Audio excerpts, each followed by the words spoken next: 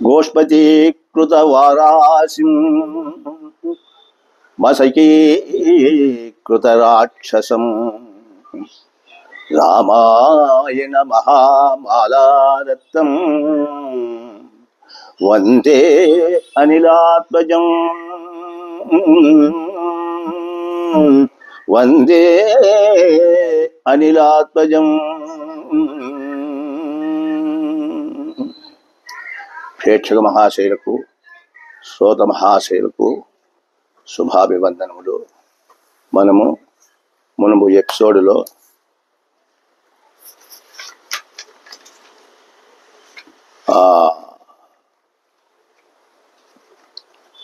గుణ సమ్మేళనం గురించి, మొత్తము 8 కూటాల గురించి మనము సవిస్తరంగా తెలుసుకున్నాము. మరి ఇప్పుడు ఈ ఎపిసోడ్ నందు మనము ఈ నామ నక్షత్రాలు, జన్మ నక్షత్రాల గురించి కూడా కొంత విపులంగా తెలియజేయాలనే కోరికతో మీకు కొన్ని విషయాలు తెలియజేయాలనుకున్నాను. దానికి తోడు ఇవి కూడా మీరు తెలుసుకుంటే మీకు సంపూర్తిగా అర్థమవుతుంది. ఇప్పుడు ఈ గుణ సమ్మేళనంలో వధూవరుల నక్షత్రములు, జన్మ నక్షత్రములు 2 ఉంటే ఆ జన్మ నక్షత్రములతో మనము గుణాలు వేయవచ్చు, 8 కూటాలకు గుణాలు వేయవచ్చు అని చెప్పినాను. మరి కొందరికి, అందరికీ ఉండవు, కొందరికి ఉండవచ్చు, ఉండకపోవచ్చు. అట్లాంటప్పుడు ఎట్లా చేసుకోవాలా అనేటువంటి విషయాలు మనం ముందు తెలుసుకుందాం. ఇప్పుడు పుంజన్మం స్త్రీషు నామతః అనుంది.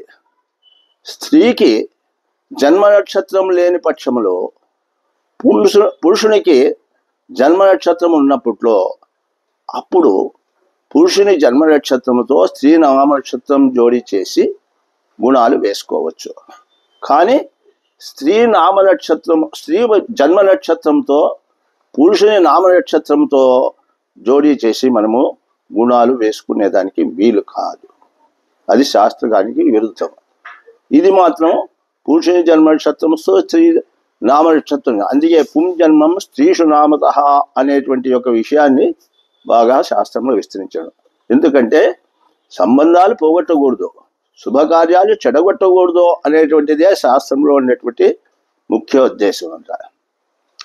అట్లా లేని పక్షంలో ఇద్దరిది నామ నక్షత్రాలతో మనము పేరు బలాలు చూసుకోవచ్చు.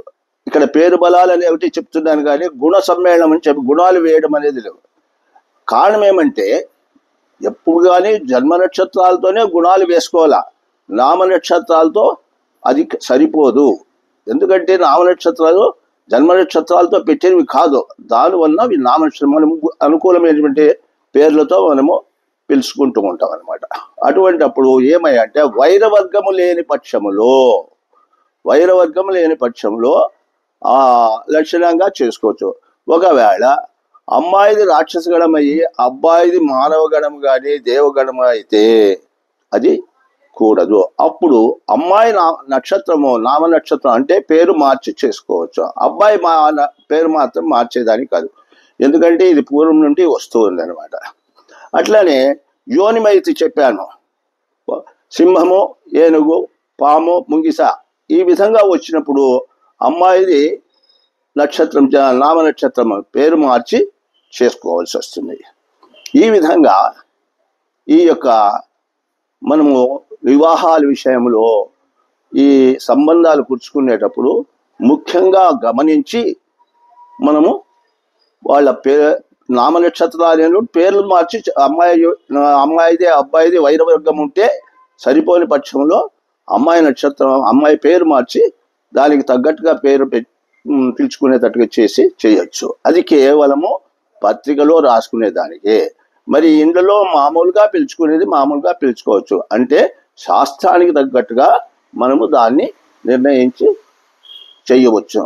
అంటే ఇక్కడ ఎట్టి పరిస్థితుల్లో కూడా సంబంధాన్ని పోగొట్టకూడదు. ఇది ఇక్కడ ఉండేటువంటి విషయము. కాబట్టి దయచేసి దీన్ని మీరందరూ కూడా గుర్తించుకొని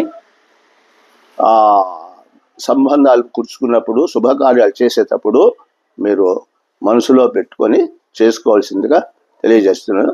ఇకపోతే ముందు ఎపిసోడ్లో ఈ నక్షత్రాల్లో, ఈ పేర్లలో కొన్ని ఒక్కొక్క నక్షత్రానికి కొన్ని సరిపోతాయి, కొన్ని నక్షత్రాలు సరిపోతూ ఉంటాయన్నమాట. ఆ విషయం గురించి అవి ఎట్లా తెలుసుకోవాలా, 2 పేర్లుగా వచ్చినప్పుడు ఎట్లా చేసుకోవాలా, దాంట్లో ఏ పేరు తీసుకోవాలా, లేదు ఒత్తులు వచ్చింటాయి అంటే 2 అక్షరాలుగా వచ్చినప్పుడు అక్కడ ఏది తీసుకోవాలా అనేటువంటి విషయాన్ని కూడా మీకు విస్తరింపజేస్తాను. అది కూడా తెలుసుకొని ఆ పైన మీరు ఈ విషయాన్ని గుర్తుపెట్టుకొని వచ్చిన వాళ్లకు చెప్పవలసిందిగా తెలియజేస్తున్నాం. ఓం స్వస్తి.